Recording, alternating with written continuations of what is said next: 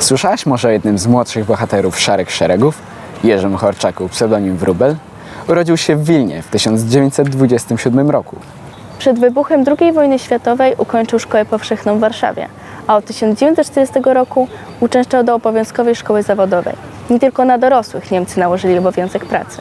Cała rodzina Chorczaków działała w konspiracji. Wiosną 1941 roku Niemcy aresztowali ojca Jerzego, a 2 lata później jego matkę. Jesienią 1942 roku Jerzy trafił do podziemnej 42. Warszawskiej Drużyny Harcerzy. Jako przedwojenny harcerz został sekcyjnym w Szarych Szeregach. Wróbel uczestniczył w licznych akcjach małego sabotażu oraz w nieudanej próbie odbicia z rąk gestapo naczelnika Szarych Szeregów, Floriana Marciniaka. W niewielkim mieszkaniu na parterze willi przy ulicy Różanej 36 mieścił się konspiracyjny magazyn broni i materiałów wybuchowych. Niestety zabrakło tam stosowanych zwykle skrytek.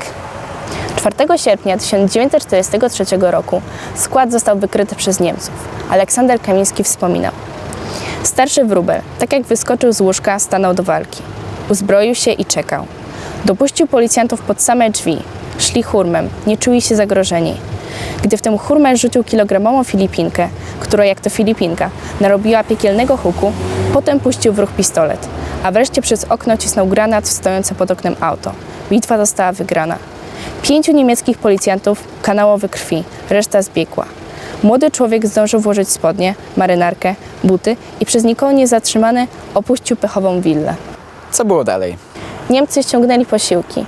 Ostrzelili budynek, w którym mieścił się porzucony już magazyn konspiracyjny, a pozostałych mieszkańców willi przy ulicy Różanej zabrali jako zakładników. Wróbel był ponoć sam gotów oddać się w ręce gestapo, by spowodować zwolnienie sąsiadów. Ten pomysł wyperswadowali mu jednak koledzy. Sami sąsiedzi szczęśliwie zostali wkrótce zwolnieni.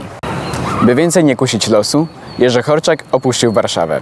Ukrywał się w Brzozówce koło Kobyłki. Niestety 18 lub 19 sierpnia w ramach przygotowań do akcji Sieczychy powrócił do Warszawy. Laudański wspominał: Jurek Chorczak miał spotkać się ze mną na rogu Nowego Światu i Ordynanckiej.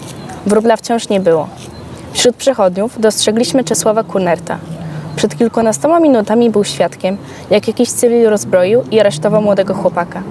Najpierw wyszarpał mu pistolet spod marynarki, a gdy tamten rzucił się na niego, ażeby odebrać broń, wykręcił mu ręce, wyjął drugi pistolet i przy pomocy przechodzących Niemców wepchnął do samochodu.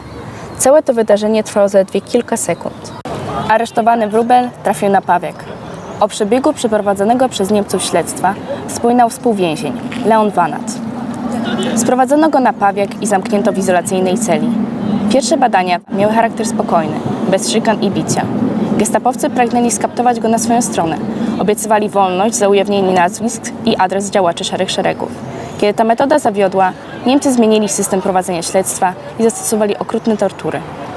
Jerzy Chorczak nie zdradził nikogo. Dzielnie zniósł wszystkie szykany.